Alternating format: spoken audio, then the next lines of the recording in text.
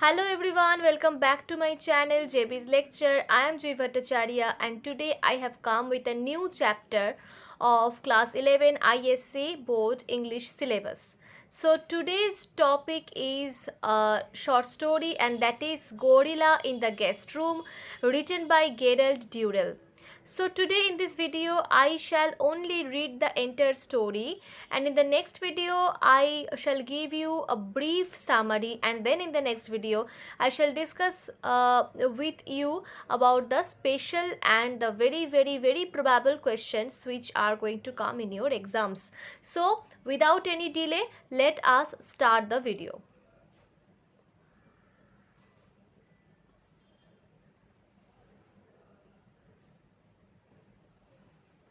Dear Mr. Durrell, could you please have our rhesus monkey? He is growing so big and jumping on us from trees and doing damage and causing so much trouble. Already my mother has been in bed with the doctor 3 times. It was towards the end of the second year that I decided that the zoo, not being well established, must cease to be a mere showplace of animals and start to contribute something towards the conservation of wildlife. I felt that it would be essential gradually to weed out all the commoner animals in the collection and to replace them with rare and threatened species, that is, species which were threatened with extinction in the wild state. The list of these was long and melancholy. In fact, without reptiles, it filled 3 fat volumes. I was wondering which of this massive list of endangered species we could start with when the decision was taken out of my hands. An animal dealer telephoned and asked me if I wanted a baby gorilla. Gorilla has never been exceptionally numerous as a species, and with the state that Africa was in, politically speaking, at that moment it seemed to me that they might well become extinct within the next 20 years. Newly emergent governments are generally far too busy providing themselves to the world for the first few years to worry much about the fate of the wildlife of their country. And history has proved time and time again how rapidly a species can be exterminated, even a numerous one.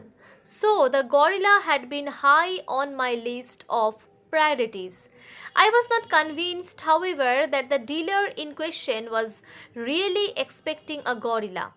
In my experience, the average animal dealer can, with difficulty, distinguish between a bird, a reptile, and a mammal. But this is about the extent of his zoological knowledge. I felt that it was more than likely that the baby gorilla would turn out to be a baby chimpanzee. However, I could not afford to turn the offer down in case it really was a baby gorilla. How much are you asking for it? I inquired and took a firm grip on the telephone. £1,200, said the dealer. A brief vision of my bank manager's face floated before my eyes and I repressed it sternly. All right, I said, in what I hoped was a confident voice. I will meet it at London airport, and if it's in good condition, I will have it. I put down the telephone to find Jackie regarding me with a basilisk eye. What are you going to have? She inquired. A baby gorilla, I said nonchalantly. Oh, how lovely, said mother enthusiastically. They are such dear little things. Jackie was more practical. How much? She asked. As a matter of fact, it's very reasonable, I said. How much? Jackie interrupted brutally. £1,200, I replied and waited for the storm. £1,200! £1,200! You must be mad. You have got an overdraft the size of the national debt and you go and say you will pay £1,200 for a gorilla? You must be out of your mind. Where would you think we are going to find £1,200? For heaven's sake, and what would you think the bank manager is going to say when he hears? You must be stark staring mad. I shall get the money from other sources, I said austerely. Don't you realize that this island is infested with rich people who do nothing all day long but revolve from one cocktail party to another like a set of Japanese waltzing mice? It's about time they made a contribution towards animal conservation. I shall ask them to contribute the money. That's an even stupider idea than saying you will have the gorilla in the first place, said Jackie. Ignoring my wife's pessimistic and antisocial outlook, I picked up the telephone and asked for a number. Hello, Hope? Gary here?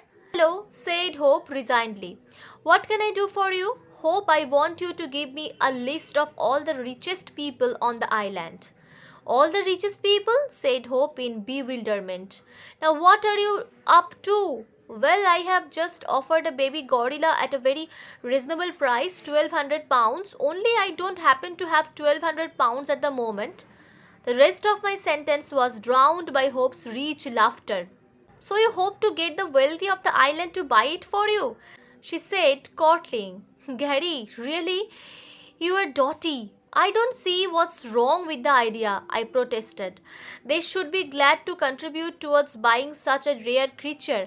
After all, if breeding colonies of things like gorillas aren't established in captivity soon, there won't be any left at all. Surely these people realize this? I'm afraid they don't, said Hope. I realize it and you realize it, but I'm afraid the average person either doesn't or couldn't care less. I suppose you're right, I said gloomily. Anyway, I think it's worth a try, don't you? It's worth a try, but I wouldn't pin too much faith on their generosity. If I were you, said Hope. Anyway, give me half an hour and I will ring you back. Half an hour later, Hope dictated a list of about 50 people over the telephone, while I wrote them down feverishly. Then I looked up the telephone numbers, took a deep breath and stared. Good morning, Mrs. McGurgle. Carol Durrell from the zoo here. I'm sorry to worry you, but we have just been offered a baby gorilla at a very reasonable price, £1,200. Well, yes, but it's not expensive for a gorilla. Well, I was wondering if you would care to purchase a small portion of it, say a leg or something.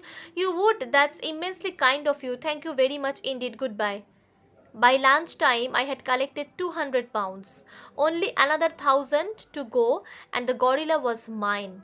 It was at this point that I discovered the next person on the list was Major Domo. I had never met him, and I had no idea how he would react to the suggestion that he might buy a bit of gorilla. To my immense relief, the suggestion seemed to amuse him, for he chuckled. So here I am completing the video, and in the next video I will give you a brief summary on this particular chapter. Now I am not continuing with the rest of the part, as I will come to you directly with the summary of this particular chapter, so that you can get an idea of the entire story. And then in the next video that I have already told, that I will discuss about the probable questions and their answers. So everybody, bye over here. See you soon in my next video. Take care.